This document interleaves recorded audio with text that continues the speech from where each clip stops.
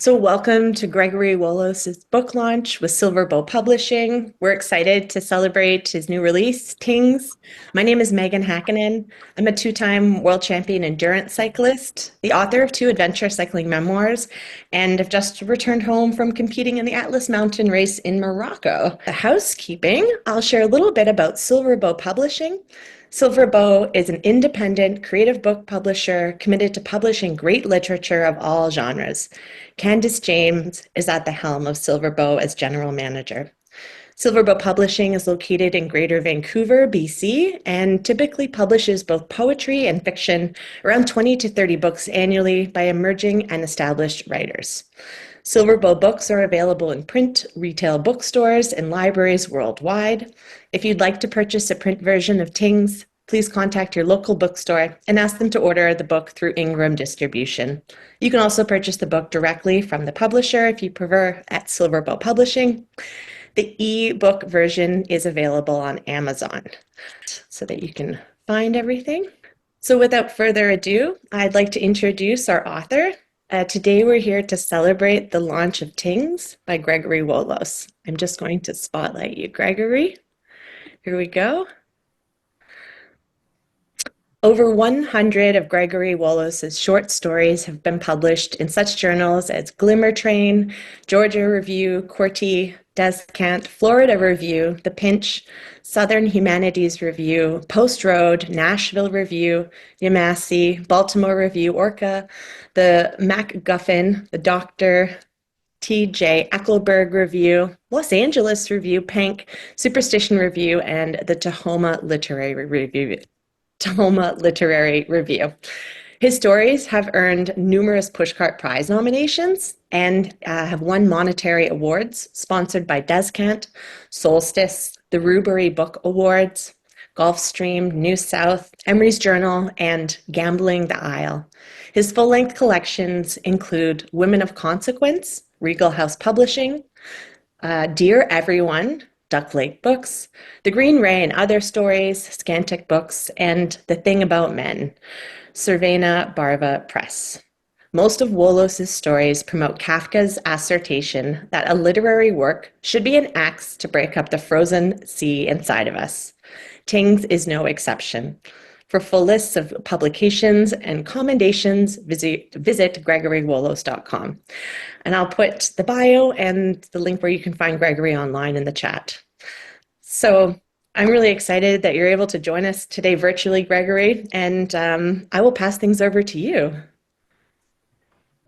Thank you, Megan, and thank you, Candice. Thank you, Silver Bow Publishing. I'm happy to be here reading from and talking a little bit about my novel, Tings. Probably you're wondering about the title, as almost anyone is, so why don't I start with that? The book is about monsters in some way, but it also suggests that creators can be monster makers. And the title comes from a movie remake of H.G. Wells' novel, The Island of Dr. Moreau. Now, if you know The Island of Dr. Moreau, you know that the evil doctor is on an island where he's taking animals, just all kinds of beasts, cattle, dogs, anything he gets his hands on, antelope, and he operates on them in the house of pain until he makes them humanoid. It's a very, very tragic thing that he does. And finally, at one point in the novel, toward the end, the animals rebel, or the recreated humans rebel against him. And a movie was made of this, a delightful movie, if you like horror movies, called The Island of Lost Souls. And when the animals turned human capture their former master, Dr. Moreau, the sayer of the law, the beast man, has some words for him. The words themselves are pretty powerful, but if you think of Bela Lugosi, who's the actor who performs them, Bela Lugosi, the smooth Dracula of the early 1930s, Mr. Well-groomed, Mr. Tuxedo, Mr. Vampire. He does not appear like this in the Island of Lost Souls. He's the Beast Man. His face is just hair. He looks at Dr. Moreau. The other animals are panting, surround with him, panting, growling, looking at Dr. Moreau. And Bela Lugosi, as Beastman, says to Dr. Moreau, "We are not men. We are things. We are not beasts. We are things. You made us things." And it's a very frightening moment. It made me tremble when I first saw it as a kid. I couldn't believe there was such a thing. But that's where this comes from. Creators who turn their subjects into things. So where do we go from here? The central character at the beginning of the story is a director named Raymond Walchuk. He was well known as a director of B-level, low-grade slasher horror movies, contemporary for the late 1980s. But he decided he was going to make a big blockbuster movie, and he got funding for it. He was going to make a remake of a sequel. He was going to make a remake to the sequel of King Kong, which is Son of Kong, a movie made in 1933. And he winds up calling his movie Kong's Daughter. And Kong's Daughter is a huge success. Such a great success that Raymond Walchuk says, "Whoa, I can make whatever kind of movie I want now." And he started making independent films. He got J.D. Salinger to approve a version of Teddy, a screenplay of his, of Salinger's short story Teddy, and he got his son Carl, who's also one of the stars of the novel. He got his son Carl to play the part of Teddy in the movie. And that was a huge success. Carl went on to a fading film career. His second movie as a child was a movie called it's a French movie called Les Garçons Sèches, The Dry Boys. It was a complete and utter flop. Carl stopped acting as a result, but that didn't stop Raymond Walchuk. He decided that he was going to make another movie called Svidrigaïlov's Dream, based on a chapter of Dostoevsky's Crime and Punishment. Why he chose this movie, this chapter of the book, you'll wonder, but the first passage I read is going to be from the point of view of the casting agent who is trying to satisfy Raymond Walchuk's desire for a young actress to play the part that he needs in Svidrigaïlov's Dream. So I'm going to start with that passage. It's called I'm a Bell. Literally, I am a bell, but a contraction. The casting agent's name is Bronwyn O. Savage. He had a previous association with Raymond Walchuk, and he called her to ask for a particular kind of actress for his new film. And I begin to read now.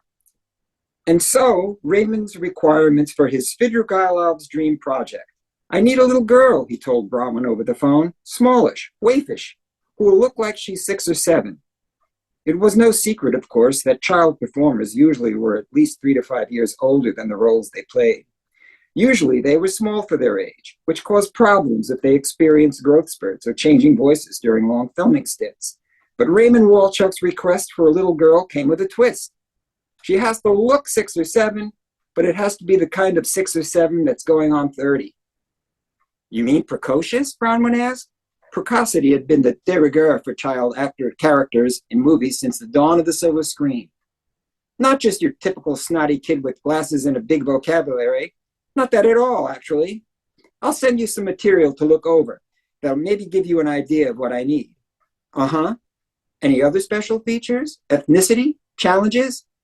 She's Russian, Raymond said, adding without irony, "White Russian, I guess. We're talking about a novel published in the mid-19th century. So, before the Russian Revolution. Nothing read about it."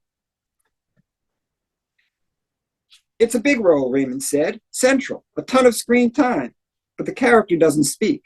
She has a few There are a few incarnations. 6 going on 30, Bronwyn repeated. Exactly, Raymond said. I'll send you a message. I'll send a messenger over with the background stuff. It should give you a pretty idea of a good idea of what I'm after. The stuff came in a large manila envelope marked Svidrigaïlov's Dream. It consisted of an art book and a few pages photocopied from a novel, Dostoevsky's Crime and Punishment. Brooklyn spent a little time considering either. The art book featured the work of someone she'd never heard of, a painter named Balthus. The painting on the cover was unsettling. An unsmiling woman sat on a chair holding an unsmiling girl, naked from the waist down. Across her lap, as if the child was a guitar. In fact, a guitar lesson was the painting's title. Bronwyn riffled through the pages of the art book, a knot growing in her stomach. If these prints were jokes, they weren't funny. So many unsmiling, nude, or partially clothed girls posing in awkward positions, spread across chairs and beds, leaning on tables. In some of the pictures, older men stood in the foreground or background, wearing robes or long coats. But the eye was always drawn back to the sexualized child. Bronwyn sucked in her cheeks, bit down on the flesh, took a deep nasal breath. She didn't bother to look at the passage Raymond sent from Crime and Punishment. She'd save it for later. She'd tried and failed to read Dostoevsky's Notes from Underground when she was in college and had found the work impenetrable. She would find Raymond his girl. She worked in the entertainment industry, and procurement was her talent. There were plenty of children for any and all roles. Poor Raymond, she thought, without sympathy. But she knew whoever she found for the role would consider it the break of a lifetime. And then Amabel shows up. Amabel, whose age was given as 10, but was probably older, had been accompanied to Bronwyn's agency by a silver-haired woman who was asked to wait in the outer office while Bronwyn interviewed the child. She's my mother, not my grandmother, the child said. First off, after taking a seat across from smiling Bronwyn, the girl's voice was surprisingly husky considering her small size. I tell her to dye her hair, but she won't do it. The girl leaned forward on the desk and whispered confidentially. Blinking green eyes opened wide with a confusing combination of sophistication and innocence. They're really old, my parents. Why else would they name me something like Amabel? I believe I was a surprise. Amabel is a lovely name, Bronwyn said. The little girl shrugged narrow shoulders. I'm a bell, you're a bell, she sing-songed. I get that a lot. And teachers who can't pronounce it the first day of class. A marble, one said once. My this year's gym teacher. She sat back in her chair, looked around the room at the posters. I'm good at school, except for gym. I have a very good memory. Shouldn't there be a poster for Khan's daughter here? I mean, if this is something to do with a Raymond Walchuk movie? My mom said it did. I still have a Kika doll in my bedroom somewhere, in the closet. I think, buried under a lot of things I don't play with anymore. She stopped and looked around the room, caught and held Bronwyn's eyes with surprising directness. She seemed about to smile, but didn't. Oh, savage, she murmured mysteriously, thus testing the feel of Bronwyn's last name in her throat and on her lips. Don't worry, though. If I meet Raymond Walchuk, I'll tell him I still sleep with my Kika doll every night.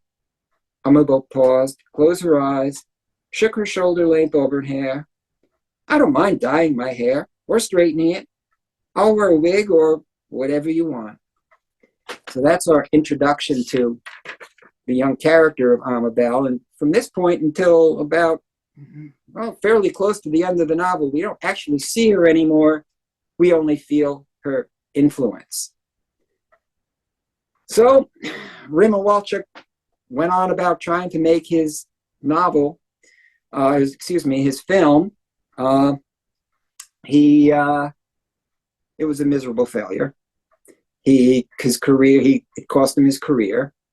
And at the point in the next chapter, he's hoping that he's going to get a role in his son's middle school play because one of the child characters got sick and they're going to try to get a parent to fulfill it. So he's all excited about maybe he's going to get a role in a kid's play. But what we hear here is exactly his son confronting him about why his last movie failed so completely. And by the way, the title of the last movie, the one based on the chapters from Dostoevsky novel, is Svidrigailov's Dream. Raymond could almost smell the heat of his son's blush. This isn't Lolita. Raymond's attempt at a contrite frown was really a proud grin. How many ninth graders would be familiar with such a title? Dad, when you talk like that about young girls, Carl continued, I mean, don't you get it? What if somebody heard you? Wasn't that what the lawsuit was all about? Raymond sniffed. That was settled. If they didn't get the gist of the movie, they shouldn't have signed on in the first place. By they, Raymond meant everyone who'd been involved with Svidrigailov's Dream, from the studio executives who pulled the plug on the project midstream to the Hadley family, Amabel, the young actress at the center of the controversy, and her ancient parents who were too old to get anything. There was a restraining order, Carl said, which was a total overreaction to the negative publicity, which created more negative publicity. The damn thing snowballed. It fed on itself, like a snake swallowing its own tail in the Ouroboros, right? Crime and Punishment is a classic, damn it. But you weren't doing the novel, Dad. One chapter, a key chapter, a character study. That doesn't mean I'm the character, does it? Am I still on trial? You want my speech on artistic freedom again? You called a child my little hooker, Carl said, in a national interview. Oh, Jesus, I was complimenting her acting. That's what she was playing. A 6-year-old hooker is what Svidrigailov dreams her into. And Annabelle was nearly 12, not 6. She was just short. Svidrigailov dreams about finding an innocent, starving waif, and he feeds her, and he puts her to bed, and while he's congratulating himself for his charitable impulse, the little girl turns into a whore. It was a dream. And had there ever been eyes like Amabel's? The film was supposed to explore his psychological state, so save me the criticism. No censorship between true mensches, right? Raymond expected some leeway from his son. Familiarity and forgiveness were his due as the weekend parent. But Carl was pushing back harder than usual. Adolescent rebellion? Not exactly. The boy sounded more like a little parent than a teenager. Svidrigailov is a pervert, Dad. They couldn't let you finish making that movie. You crossed more than one line. You said, he's thinking fucky fucky to a little girl. Loud enough for everyone on set to hear. So that's the problem with the movie that Raymond Walchuk was trying to make. He exceeded any criteria that wasn't essentially perverted, and he moved on. Well, a lot of what this novel about is not just the damage that Raymond Walchuk, maybe other creators, maybe other writers cause directly. It's about collateral damage. Now, some of what we hear about Amabel down the road is she made a few Disney movies after this. She was well known, but then her career tanked too, and she started playing smutty roles, went the way of Hollywood, I guess, but she did have some fans. And what I'm going to read from next is a collateral damage chapter about a young girl who is such a huge fan of Amabel Hadley that a third of the book is about her. This is a young girl called Jenna Klein. And the chapter that we begin with about Jenna Klein, the collateral damage, is called Smooth. Jenna Klein expected the tattoo parlor to smell like seared flesh and hot tar, but it didn't. It smelled like hand sanitizer and a little like nail polish remover, probably the ink. It didn't look like anything now because she had her eyes closed. Not everyone did lids. Almost nobody did lids. Laser, the proprietor of Lasers, Tattoos, and Piercings, did lids. But Jenna had to take 2 buses to get there. And she knew the minute she'd stepped onto the first bus outside her gated community that she'd forgotten her cell phone. She might as well have forgotten one of her senses. But since it had never, ever happened before, leaving her phone behind was a kind of message, wasn't it? Laser said nothing when Jenna told him she was 18. though she just turned 15 last month. Stars of David, she said, one on each eyelid, $25 per lid. Duct tape covered rips in the arms of the chair she'd settled into, as if customers had been tearing at them. Won't you hit my eyeballs? I heard that you slide a spoon under. She shivered, imagining the spoon she'd plunged into her breakfast grapefruit, cupping her naked eyeball, its handle pressed into her cheek, her lid stretched, spoon-shaped. No spoon. I'm careful, Laser said. He was squat, but a big squat, like a giant dwarf. His neck was short, and his head was square. Before she shut her eyes, he'd been fiddling with his inking tool, checking its sharpness on stiff paper. The apparatus worked with a foot pedal, like her grandmother's sewing machine. Yeah, she said, because you don't want me leaking out my vicious fluids. She imagined her cheeks wet with something like egg whites, like thick, sticky tears. I wish I could watch. Viscous, not vicious. Should I tape them down? It's hard to do that and tattoo them. You don't have to. What'll it feel like? Weird, he said. You'll love it. Stars of David. Yes, she said, and held her breath. Had Laser noticed her lack of eyelashes? That she had no eyebrows? Did he suspect that she hadn't any pubic hair? That under her hot pink wig her head was as smooth as a beach ball? Could he guess that she was devoted to the spunk and spirit of Amabel Hadley? I'm starting, Laser said. Okay. There was a hum, and Jenna patted her thigh, but her phone wasn't there. Then her lid was alive with the crawling feet of bees. On YouTube, she'd seen a man's face dripping with a live bee mask. Through the tickling, she felt the push and nip of Laser's tool. The first star was being formed. Soon there'd be a star of David for each wink, double stars when she blinked. Amabel Hadley was Jewish and probably had a bat mitzvah. Jenna was Jewish too. Her divorced parents weren't religious, but she'd been to the bar and bat mitzvahs of relatives. She imagined Amabel Hadley's sweet voice filling the sanctuary as Amabel chanted her Torah portion. Those lucky enough to have been there must have died listening, but been reborn as something better. Flowers or butterflies or stars. Amabel had recorded 2 CDs, but guitars and synthesizers drowned out her lovely voice. Hum! Jenna buzzed along with the tattooing. Hurts? The pressure of the tool's point lifted, and the bee dance stopped. Then shush. Shush unless it hurts.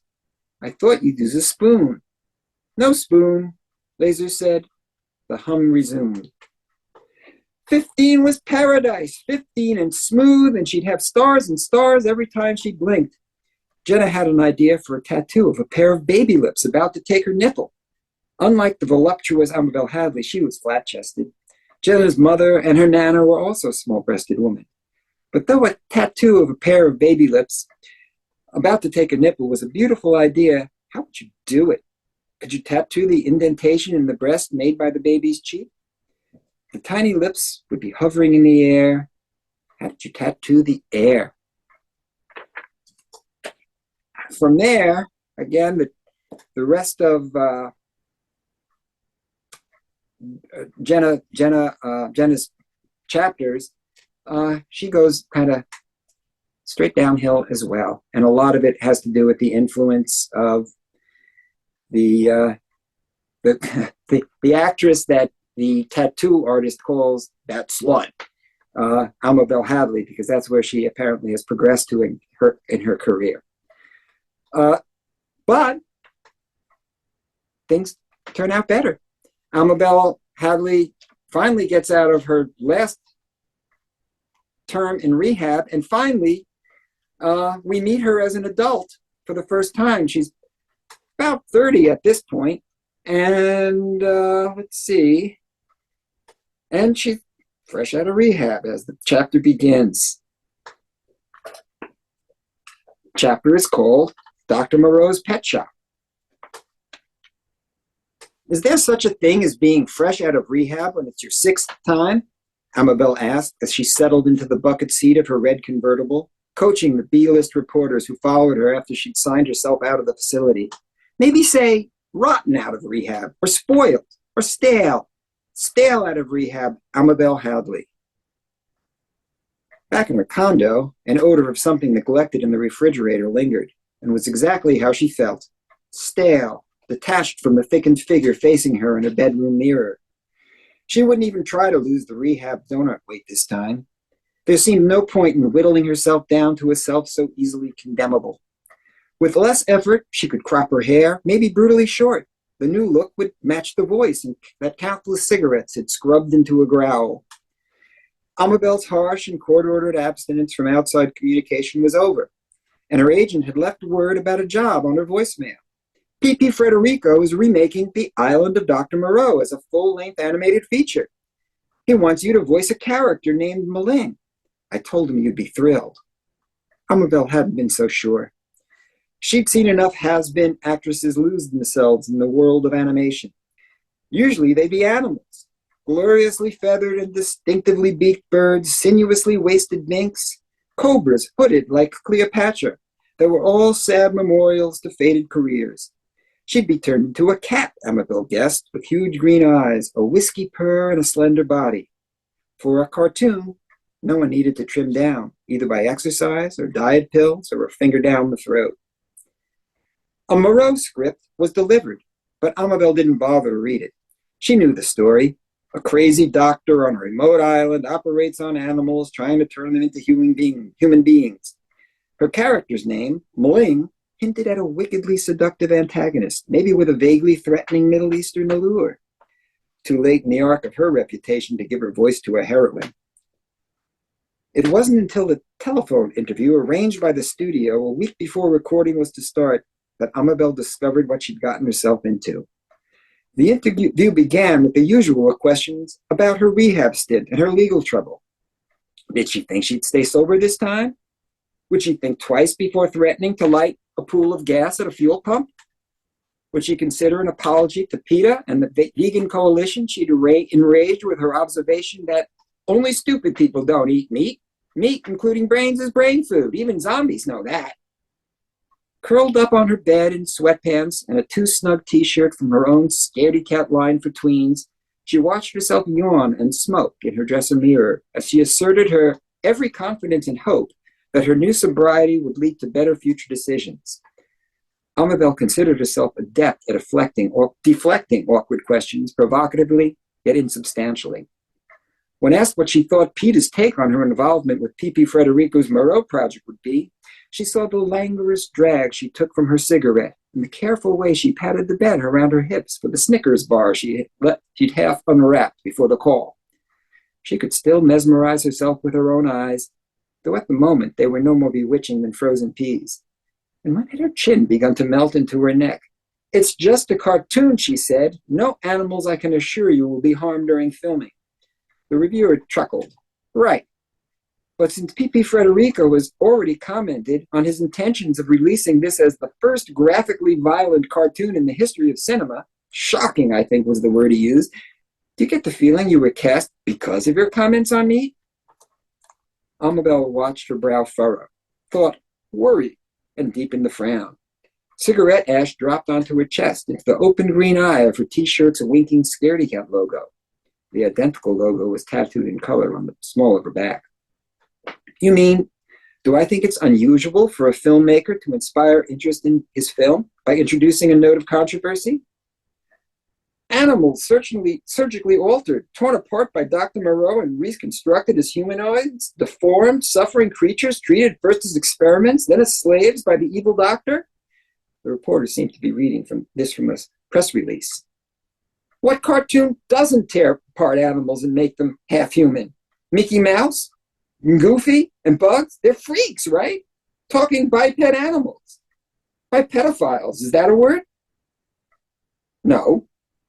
But the film's theme seems to glorify suffering. It's a horror cartoon.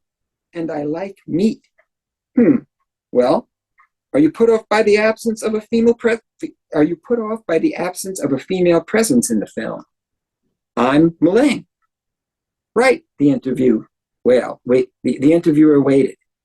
Amabel traced a circle around her reflected face with her cigarette butt. She imagined herself with a snout and protruding yellow teeth, shivered, and looked away. Well, I'm sure that some suppressed sexual tension will bubble to the surface. Isn't that what horror films are all about these days? Red-lipped vampires burying their fangs into the necks of course. But how do you feel about the fact that Maling is a male? Excuse me? How do you feel about the fact that for your first role in almost 4 years, you've been cast as a male? Amabel pictured her script, still in its FedEx envelope in the center of her black granite kitchen island. She wouldn't surrender the truth, that her career was in the toilet and this was the only job she'd been offered. Sure, it's integral to the film. Mr. Federico is an artist, and a certain liberation from convention should be expected. Are we almost over? My publicist is pointing at her watch. I think I have an appearance at a charity event scheduled. Amabel watched the figure in her mirror tap her wrist. Just one more thing. What's her reaction to Carl Walchuk's involvement with the screenplay? You know the Moreau project originated with his father, right? The production is something like a memorial to Raymond Walchuk. He gave P.P. Federico his start, after all. Do you know Carl? Not really. Maybe we met at some child thing years ago before he quit acting. I don't remember if he was on the set of Svidrigaïlov's Dream, if that's what you're getting at. That whole mess with his father got settled, and everybody else involved moved on. Raymond Walchuk is dead, right? I've really got no comment beyond that. Well, the horror cartoon, the cartoon remake of Dr. Moreau's Island movie there was also not a success. But Amabel did well. And in fact, she was signed for a play, a play based on another story by J.D. Salinger down at the Dinghy called Dinghy. And she did great. She won a Tony, in fact. And then, unfortunately, things went downhill. She'd hooked up with Carl, by the way, and the two of them became an item. And then I guess maybe so much cigarette smoking, because they really liked her husky voice and she was encouraged to keep smoking to maintain it. She died of cancer. And the last bit of reading I'm going to do is, perhaps it's redemptive, perhaps it's supposed to be redemptive, is told from the perspective of Amabel Hadley's ghost. It's a couple of magic realism things that go on in this novel. We can talk about them, but this is what happens with Amabel Hadley. So what kind of ghost is she? She's a kind of ghost that every day she resumes consciousness as attached to some kind of living host. Could be an animal, could be a human being, could be an insect, could be a beast. And then at night,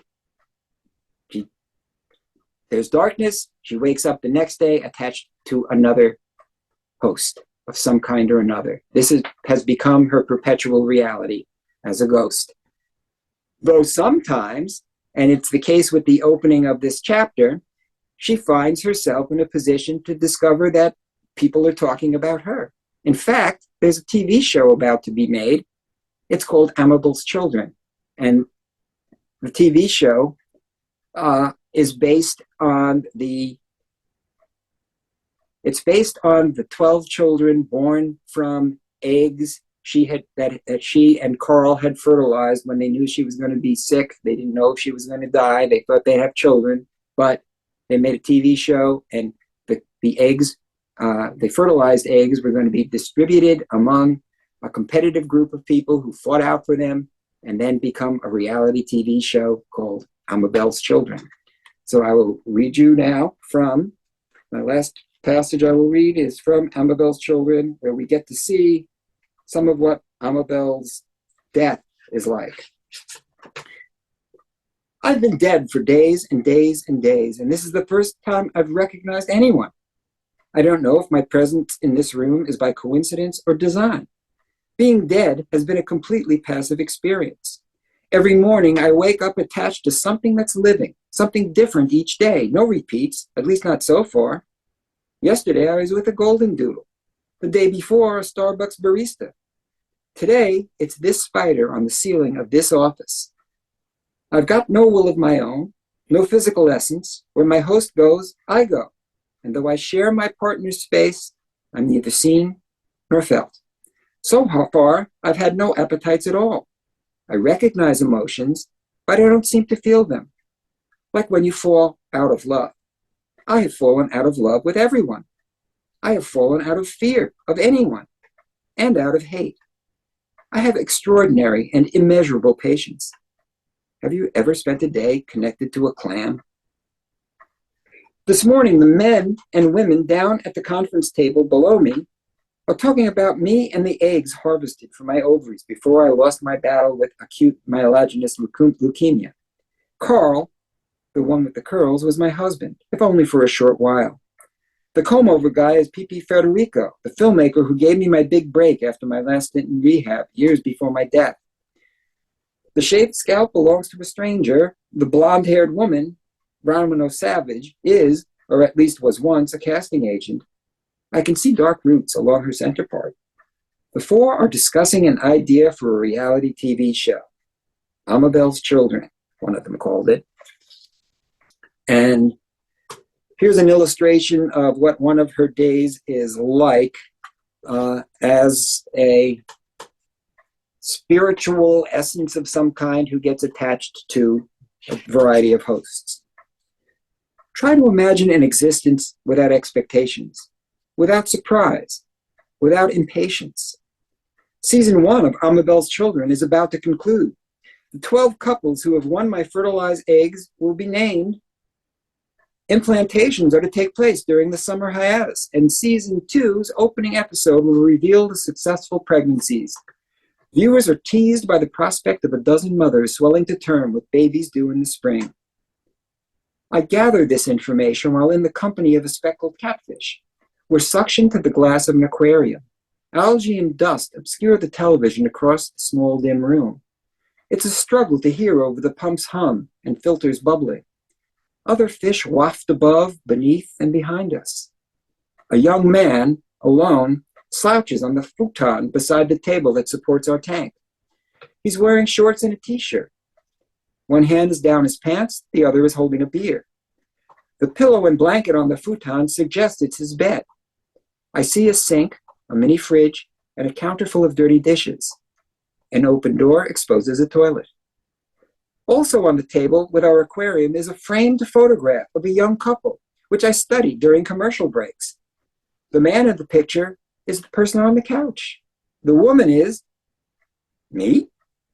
I glance away again and again, but each time I look back, there's no question that I'm looking at myself. I've been photoshopped into the picture. I'm almost twice the young man's size. I recognize the silver gown. I wore it to Tony Awards. I suspect I'm replacing another woman, someone the young man wants to exclude from his home. He continues watching television, unaware that I've discovered his secret. Does my presence count as haunting if he never knows I'm here? Amabel's Children highlights the months of competition that will earn the winning couples my eggs. A young African-American couple stagger through calf-deep mud. The man is heavy, stumbles, and pulls his wife down face first into the muck. Another couple, tan and blonde, argue over a quiz question I can't hear. The woman offers an answer with a furrowed brow.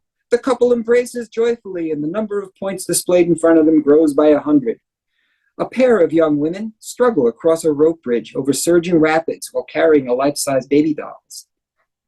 The couples who have competed fill an auditorium.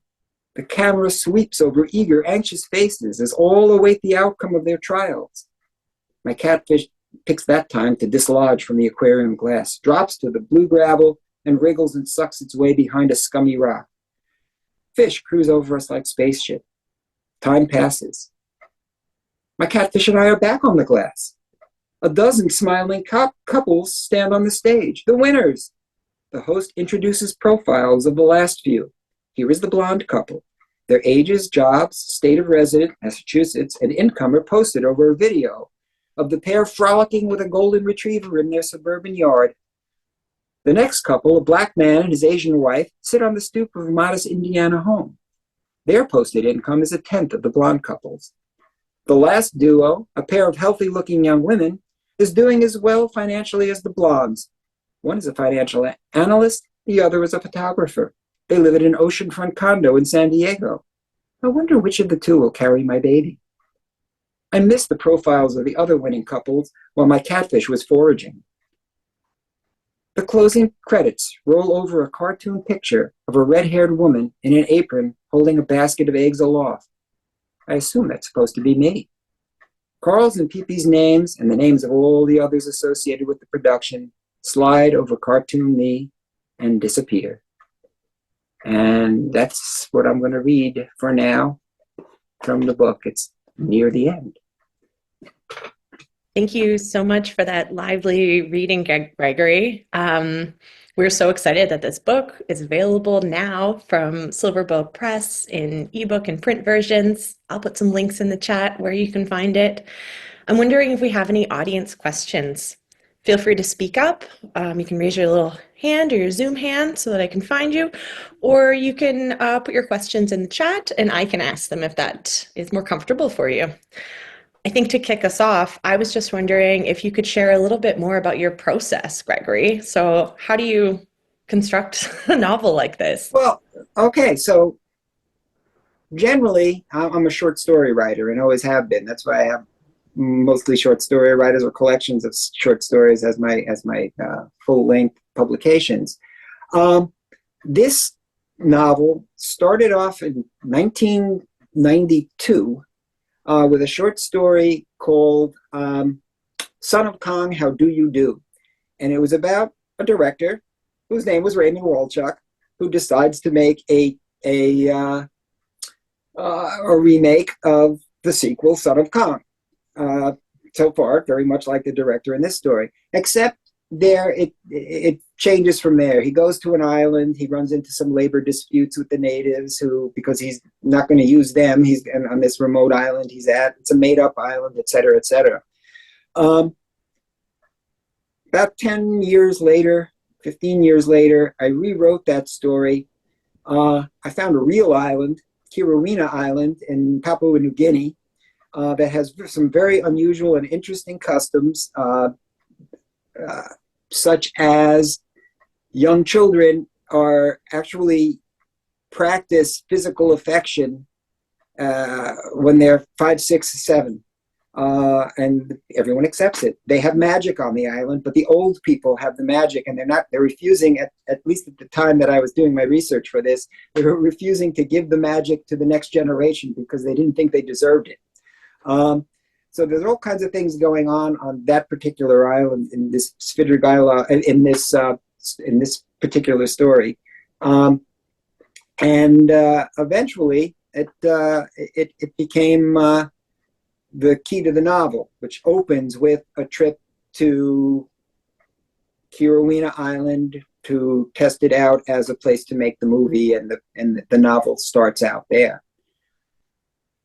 The other thing about this novel is there was another story called Svidrigailov's Dream, where a director decides to do exactly what he did in the chapter I was saying, make a movie out of a really weird, strange, unusual chapter that was always hard to teach when I was teaching it, about this nobleman Svidrigailov who really decides he wants to be good. So he has a dream where he finds, like in the novel, he finds this sweet little girl, brings her in, feeds her, puts her to bed, so proud of himself, turns around and she's got a painted face and she's sprawled out with her hair out, just like a prostitute. And Svidrigailov's unredeemable.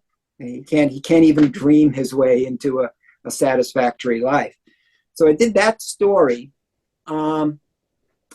And the rest of that story is, again, the father losing his reputation as a result of trying to make that movie, trying to get into his son's play, et cetera, et cetera, et cetera. And it just goes straight downhill from there.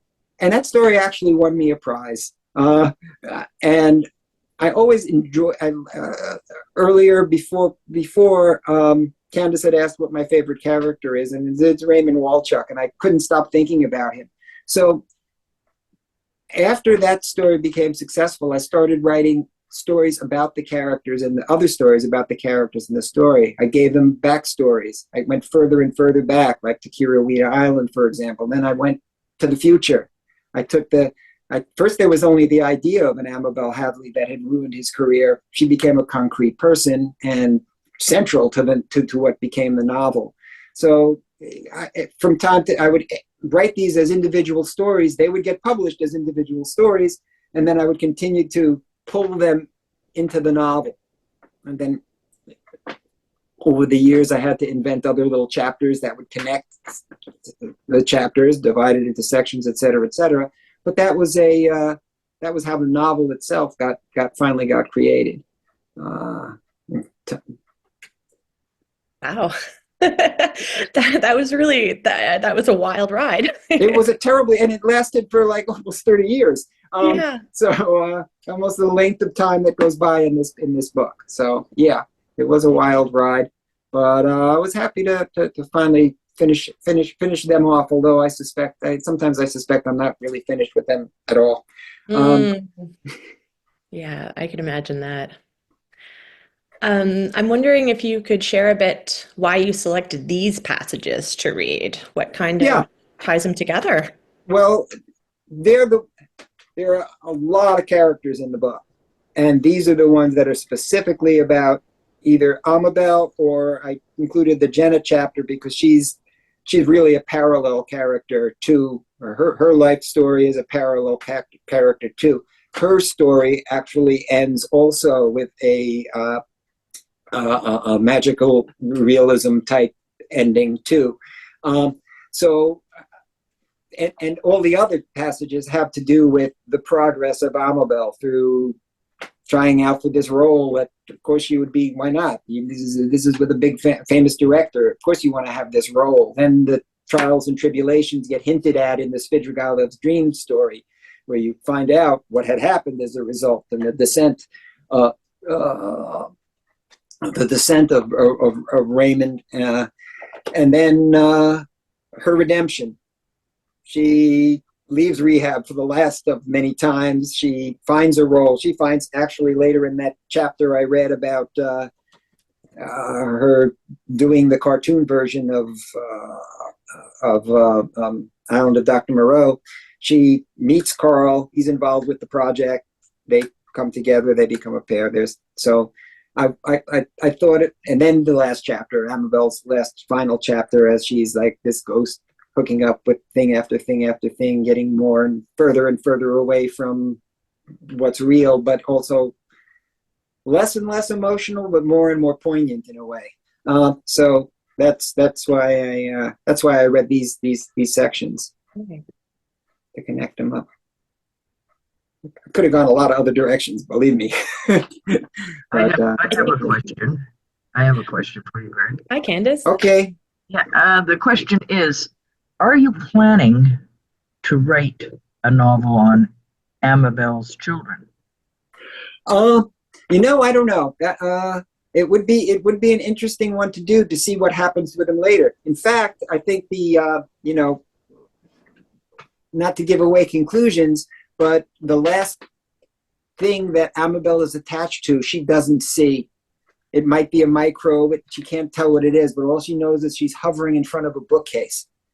And in the bookcase is a book, and she can just see long auburn hair and the title, and she can't tell if it's her on the cover or one of her children.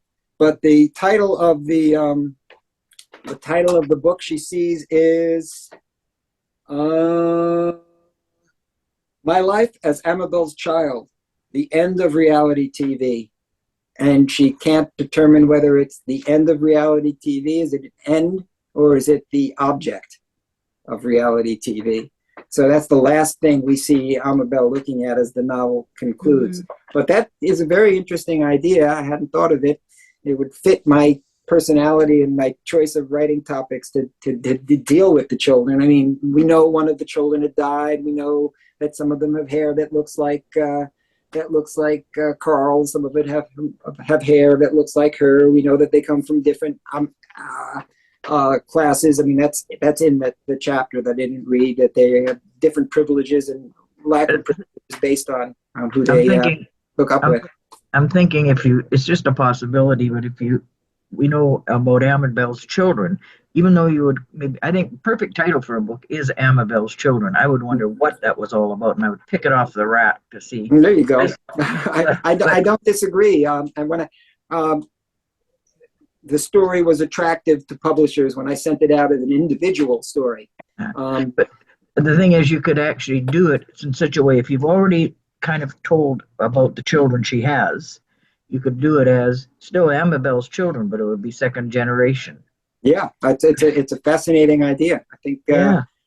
yeah, I'm always looking for something. That's one of the things people ask about process. I would say I go nowhere without my little notebook.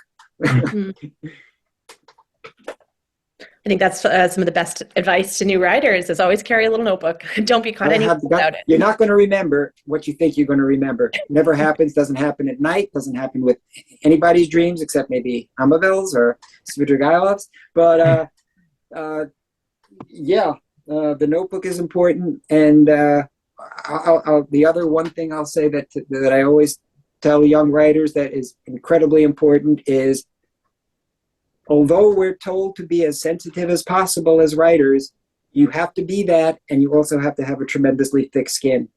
You can't let rejection bother you, and it's a really tough thing. And I know so many former students, and I know so many adults who got one rejection and said, "That's it, I'm done. I can't do it. They hate me."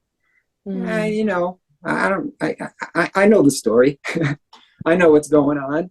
I know when I look in a place like Duotrope and I see that 47 stories were rejected on exactly the same day, I know they're entering this slush pile. I mean, you know what's going on. So you just keep doing the job and keep writing and submitting.